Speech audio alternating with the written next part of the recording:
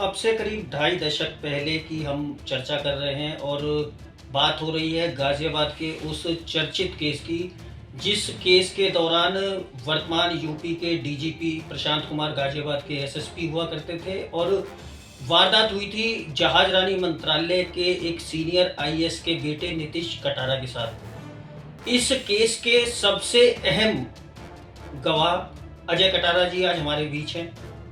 आइए, विकास यादव की ज़मानत पहली बार करीब 2 दशक जेल में बिताने के बाद पहली बार विकास यादव की ज़मानत स्वीकार कोर्ट ने की है। हालाँकि उन्होंने ग्राउंड अपनी माताजी की बीमारी का बताया है।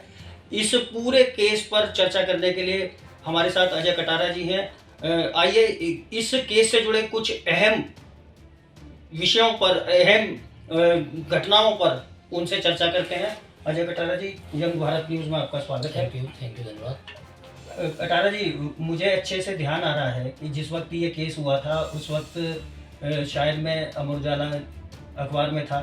यस, गाजियाबाद के एसपी सिटी अशोक राघव हुआ करते थे। यस, एसएसपी वर्तमान डीजीपी बिल्कुल प्रशांत कुमार जी थे। प्रशांत कुमार जी थे। करीब 2 दशक तक जेल में डीपी यादव, बाहुबली का बेटा विकास यादव रहा है और पहली बार उसको इस मामले में जमानत मिली है। पहला कमेंट विकास यादव की 2 दशक के बाद जमानत पर रिहाई पर। विकास यादव को ये अंतरिम बेल मिली है 2 हफ्ते की, 8 मई तक के लिए मिली है और वो भी डीपी यादव ने भरपूर प्रयास किया, इसमें बड़े बड़े एडवोकेट लगाए और कुछ फॉर्ज डॉक्यूमेंट बीमारी के अपनी वाइफ के बनाए, विकास यादव की मदर के। इस नाते इसको बेल मिली है, वो भी अंतरिम बेल है। विकास यादव को लाइफ इम्प्रिजमेंट है माननीय न्यायालय से, ट्रायल कोर्ट से, हाई कोर्ट से, माननीय सुप्रीम कोर्ट से। और लाइफ इम्प्रिजमेंट का जो सही मायने में जो मतलब है वो टिल द डेथ है। तो ये जमात मैं समझता हूँ इसको कोई राहत भी नहीं है, क्योंकि इन्होंने फेक डॉक्यूमेंट बना के उसके आधार पर लिया है। और जो गाजियाबाद में सुनने में आ रहा है वो डीपी यादव के 2 लड़के हैं, 2 लड़कियां हैं, 50, 200, 250 लोगों का परिवार है। ये केवल एक बहाना है। डीपी यादव विकास यादव के लिए लड़कियां ढूंढ रहा है शादी के लिए। कई रिश्ते वाले इसके यहाँ आना जाना हो गया है शुरू। केवल रिंग सेरेमनी के लिए विकास यादव को डीपी यादव ने बाहर निकाला है, ये सत्य बात है। और माँ का तो केवल एक बहाना है। माँ पहले भी बहाने बना चुकी है, 2016 में भी बहाने बना चुकी है कि मेरा ऑपरेशन होना है, ऑपरेशन कराती नहीं है। कभी कहती है सर्जरी करानी है, सर्जरी कराती नहीं है। कभी स्किन की बीमारी बताती है, कभी पीठ में दर्द बताती है, कभी घुटनों में दर्द बताती है। तो हम तो ये चाहते हैं कि विकास यादव की माँ की और लंबी उम्र हो और डीपी यादव की उससे भी ज़्यादा लंबी उम्र हो, क्योंकि इन्होंने इस देश में, हमारे उत्तर प्रदेश में बहुत अपराध किए हैं। वैसा ही बाप है, वैसा ही बेटा है, वैसे ही मम्मी है और वैसा ही इनका पूरा गैंग के लोग हैं, वैसा ही पूरा खानदान परिवार है। तो हम तो चाहते हैं जितना इनको लंबी उम्र मिले उतना ही ये पाप का यहीं भोग कर जाएं। अजय जी, जिस समय ये पूरा का पूरा हत्याकांड हुआ था, आप भी ने भी देखा, हमने भी देखा कि किस तरह से इसमें बचाने की कोशिश की गई थी, किस तरह से इस पूरे मामले को घुमाने का प्रयास हुआ था। अगर हम देखें तो उस वक्त डीपी यादव की स्थिति क्या थी और वर्तमान में अगर देखें, अभी कुछ दिन पहले डीपी यादव ट्विटर के जरिए अमित शाह जी से, योगी जी से गुहार लगा रहे थे कि मुझे जान का खतरा है और मुझे सुरक्षा दी जाए। तो उस समय के डीपी यादव में और आज के डीपी यादव में जो जान की गुहार लगाने के लिए सुरक्षा मांग रहा है, क्या अंतर दिखाई दे रहा है आपको? डीपी यादव एक हार्डकोर क्रिमिनल है और अब से नहीं है, शुरू से है। सन 76 में डीपी यादव को सीजीएम कोर्ट से एक केस में सजा हुई थी। वो एनडीपीएस का केस था जिसमें 50 रुपये जुर्माना लगाया गया था। तो इसके पास 50 रुपये जुर्माना नहीं था भरने के लिए, तो इसमें ये जेल गया था। उसके बाद इसको बेल मिली थी। सन 80, 81, 82 में डीपी यादव का शराब का कारोबार था, उससे आगे बढ़ता गया। लोगों को प्लॉटों में कब्जा कब्जा करने लगा, लोगों का अपहरण करने लगा, फिरौती वसूलने लगा और इसने एक संगठन और संगठित गैंग बना लिया उस जिससे कि जितने देश के बड़े बड़े माफिया थे, अतीक अहमद, मुख्तार अंसारी और भी कई राजनेता जो थे, कई इसकी बिरादरी के ही थे, उनके साथ मिलकर इसने काम किया और वहाँ से इसने भूमाफिया के काम करके लोगों की ज़मीन, प्लॉट, फैक्ट्री कब्जा कर आज इतना बड़ा साम्राज्य खड़ा कर लिया है और जिसकी जांच मेरे हिसाब से होनी चाहिए। तो दूध का दूध और पानी का पानी हो जाएगा। अब रही बात जैसे आपने पूछा मुझसे अमित शाह जी का और योगी जी का, तो ये योगी जी बहुत बड़ा कद है, अमित शाह जी का भी बहुत बड़ा कद है। तो डीपी यादव जैसे छचोरे क्रिमिनल्स आदमी को इनको कोई ज़रूरत नहीं है। इसके पास एक आदमी वोट के लिए नहीं है। एक कोर्ट में जमात लेता है तो आपस में फैमिली के लोग ही कोई जमात लेता है, बाकी इनके साथ आज की डेट में गाजियाबाद में कोई आदमी जो न्यायप्रिय आदमी है वो उनके साथ नहीं है। डीपी यादव से हर बच्चा, हर व्यक्ति, हर व्यापारी, हर इंडस्ट्रियलिस्ट, हर पुलिस का अधिकारी बहुत नफरत करता है और मैं समझता हूँ कि डीपी यादव मुंह दिखाने लायक नहीं है, पर लेकिन बहुत बड़ा बेशर्म है, इसलिए वो बेशर्मी का चोला ओढ़ कर भी लोगों के यहाँ बगैर बुलाए चला जाता है। तो डीपी यादव जो खतरा बता रहा है ये भी बहुत गलत बात है, क्योंकि डीपी यादव तो खुद एक समाज के लिए बहुत बड़ा खतरा था, है और रहेगा। अगर बात की जाए उस वक्त की, जिस वक्त ये केस हुआ था, इस केस में हालांकि सरकारी पक्ष की तरफ से 50 से ज़्यादा गवाह पेश हुए, कोर्ट में उनके बयान भी हुए, क्रॉस एग्जामिन भी हुआ। यस।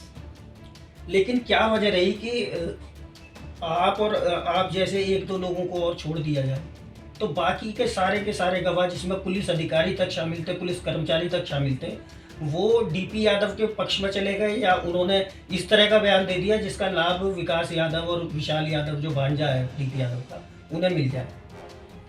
मैं समझिए आपको बताऊं, इस केस में प्रोसिक्यूशन के जितने विटनेस थे उसमें केवल अकेला मैं हूं और मैं आज तक टूटा नहीं हूं।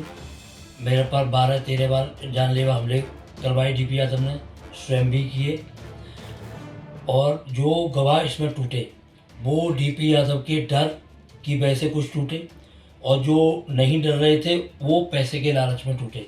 उन लोगों ने पैसा लिया डीपी यादव से, ऐसा मैंने सुना है। इसमें एक हाई कोर्ट जज थे एएन गुप्ता साहब, उनका बेटा गौरव गुप्ता मैन मुख्य गवाह था, वो टूटा। भारती यादव मैन गवाह थी, वो टूटी, डीपी यादव की बेटी, विकास की बहन। और एक गौरव, एक लड़का था मध्य प्रदेश का भरत दिवाकर, जो डीजीपी मध्य प्रदेश का बेटा था, उसने तो काफ़ी बताते हैं कई करोड़ में पैसा लिया, वो टूटा। एक इंद्रजीत यादव पुलिसकर्मी था, एफआईआर लेखक, वो टूटा। उसने कहा कोर्ट में कि मैंने बयान दिया कि मैंने एफआईआर नहीं लिखी है, तो कोर्ट ने उसको बर्खास्त करवा दिया। एसएसपी गाजियाबाद चंद्र प्रकाश साहब ने बर्खास्त किया उसको। तो ऐसे कई पुलिस वाले टूटे। और अशोक भदौरिया गवाह था इसमें, जो डबरा का पुलिस इंस्पेक्टर था, वो डीपी यादव के शराब के ठेके में पार्टनर था, वो टूटा। उसका बड़ा भाई वहाँ का मिनिस्टर रहा था भदौरिया का, उसके सहारे लेकर डीपी यादव ने वहाँ पर एक फर्जी मुकदमा रजिस्टर कराया, उसमें डबरा में उनको अरेस्ट करवाया। गाजियाबाद के एसपी सिटी श्री अशोक कुमार राघव साहब डबरा गए, आईओ गया डबरा, उसको वहाँ से ट्रांजिट रिमांड पर लेकर आए और तब से आज तक विकास यादव जेल में बंद है। और सबसे बड़ी बात यह है कि इसको केवल अंतरिम बेल मिली है, राहत नहीं मिली है। और ये डीपी यादव जो झूठ फरेब पब्लिक को मिसगाइड कर रहा है, जनता को मिसगाइड कर रहा है, मीडिया को कर रहा है कि सज़ा पूरी होने वाली है, कोई सज़ा पूरी होने वाली नहीं है। 25 वर्ष का माननीय न्यायालय ने इनको ये कहा था कि रिमिशन है जिसमें छूट नहीं मिलेगी। रिमिशन का मतलब ये है कि फरलो, पैरोल में कोई रियायत नहीं मिलेगी। तो सज़ा तो लाइफ इम्प्रिजमेंट है, लाइफ इम्प्रिजमेंट रहेगी। और इन पर जो फाइन लगा है वो इन्होंने जमा नहीं किया है, उसमें भी सज़ा बढ़ाई जाएगी। और पहले भी विकास यादव ने एक बार झूठ बोलकर माननीय न्यायालय से ऑल इंडिया में एडमिट हुआ था और कोर्ट ने परमिशन दी थी इलाज कराने के लिए, जबकि विकास यादव ने कोई इलाज नहीं कराया। ये बसंत कुंज में वहाँ पबों में गया, क्लबों में गया, और इसके मोबाइल की लोकेशन जब पुलिस ने निकाली तो वो बदायूं, गाजियाबाद, नोएडा, इधर उधर की पाई गई। तो उसमें भी कोर्ट ने बहुत सख्त ऑर्डर किया विकास यादव के खिलाफ कि इसकी सज़ा, जो इसने मौज मस्ती मारी है जितने दिन, इससे डबल इसको दी जाएगी। तो इसको वो भी अभी इंक्लूड है सज़ा में, तो वो भी सज़ा बाकी है। अभी जुर्माना नहीं भरा है, वो जुर्माना की रकम भी इनको डबल जमा करनी पड़ेगी। और कुछ जुर्माने की रकम श्रीमती नीलम कटारा को भी देने के लिए कहा था, पर लेकिन जो मैंने सुना है एडवोकेट के थ्रू, तो नीलम कटारा जी ने वो पैसा लेने से इनकार कर दिया है, तो वो पैसा नहीं लिया उन्होंने। अच्छा जी, ये केस गाजियाबाद में हुआ, किडनैपिंग गाजियाबाद से हुई थी, डेड बॉडी मृतक की बुलंदशहर ज़िले से मिली थी, लेकिन केस की सुनवाई जो हुई वो दिल्ली में हुई। जाहिर सी बात है, नीलम कटारा जी जो नीतीश की मदर थी, वो जानती थी कि अगर गाजियाबाद की कोर्ट में केस चलेगा तो डीपी यादव का यूपी में इतना असर है कि केस में फेयर तरीके से जो है कार्रवाई नहीं हो पाएगी या उसका ट्रायल नहीं हो पाएगा। अगर हम बात करें जिस दिन ये घटना हुई थी फरवरी 2002 की, हालांकि आपने जो कुछ देखा वो सब कोर्ट के बयानों में और उसमें आपके सब दर्ज है अभी देखो, लेकिन फिर भी थोड़ा बहुत हम उस घटना के दौरान का जो आंखों का मंजर आपने जो देखा वो जरा हमें। ऐसा, ये जब ये केस हुआ, ये नीतीश कटारा हत्याकांड हुआ, तो श्रीमती नीलम कटारा जी को यहाँ कोई एडवोकेट नहीं मिल रहा था। एडवोकेट न मिलने का कारण डीपी यादव का भय और आतंक था। तो डीपी यादव ये चाहता था कि ये किसी तरह केस दिल्ली ट्रांसफ़र ना हो और मैं इसे उत्तर प्रदेश में निपटा लूँगा। तो नीलम कटारा जी के एडवोकेट ने सलाह दी कि आप तत्काल इस मुकदमे को दिल्ली ट्रांसफ़र कराओ, क्योंकि ना तो वहाँ आपको एडवोकेट मिल रहे हैं और दूसरा आप दिल्ली में रहती हैं, रोज़ रोज़ डेली गाजियाबाद में आपको जाना पड़ेगा और डीपी यादव आपको अदालत तक नहीं जाने देगा और विटनेस को भी अंदर नहीं घुसने देगा। तो इस कारण से माननीय सुप्रीम कोर्ट ने यह मुकदमा 2002 में ही ट्रांसफ़र कर दिया दिल्ली, और दिल्ली में पटेल हाउस कोर्ट में इसका ट्रायल चला और ट्रायल में सारे साक्ष्य सबूत आए, जिसके आधार पर ये कन्विक्ट हुए। और उसके बाद ये हाई कोर्ट गया मैटर। हाई कोर्ट में बल्कि जज साहब ने कहा था कि ये फांसी की हकदार हैं, पर लेकिन इनको फांसी नहीं देकर और इनको लाइफ इम्प्रिजनमेंट और 30 साल की सज़ा देते हैं, तो वो इनको मिली। अजय जी, मुझे जो ध्यान आ रहा है, हल्का हल्का सा ध्यान है मुझे, जिस रात डायमंड पैलेस से नीतीश की किडनैपिंग विशाल विकास ने की थी, उस रात शायद आप गोविंदपुरम से स्कूटर से अपने आ रहे थे, तो वो क्या कैसे वो मंजर रहा, वो जरा थोड़ा सा विस्तार से बताएं। मैं गोविंदपुरम में एक बच्चे के जन्मदिन में गया था, मेरे गांव का लड़का था, उसके बेटे का जन्मदिन था, उसमें गया था। तो वहाँ से मैं लौट रहा था, मैं उसमें दिल्ली रहता था। तो आपुर चुंगी पर मेरे स्कूटर के पीछे से टाटा सफारी गाड़ी ने टक्कर मारी, मैं नीचे गिरा। मैं इनके पास गया, कौन आदमी ने टक्कर मारी, तो विकास यादव और नीतीश कटारा आगे की सीट पे बैठे हुए थे, पीछे विशाल यादव वो पहलवान था। तो मैंने इसको कहा भाई तुम टक्कर मारी, तो इसने मुझे गाली वाली दी। तो मैं इसको जानता था कि डीपी यादव बाहुबली का लड़का है और गुंडा बदमाश है, इसे उड़ेजना ठीक नहीं है। तो फिर मैं अपना स्कूटर लेके दिल्ली चला गया। 2 दिन के बाद मैं टीवी पर देखा ये तो वही लड़का है जिसकी इसने हत्या कर दी। तो फिर उसके बाद मैंने अपना स्टेटमेंट पुलिस को दिया, कबीरनगर पुलिस को, वहाँ के आईओ को दिया, और वही बयान मैंने कोर्ट में कहा। और उसे तोड़ने के लिए डीपी यादव ने, मैं जिससे कि मेरे बयान ना हो, मेरे ऊपर काफ़ी हमले करवाए, मुझे गवाही देने से पहले काफ़ी लोभ लालच दिया, करोड़ों रुपए की ऑफ़र दी और काफ़ी मतलब मुझे और भी प्रताड़ना करी।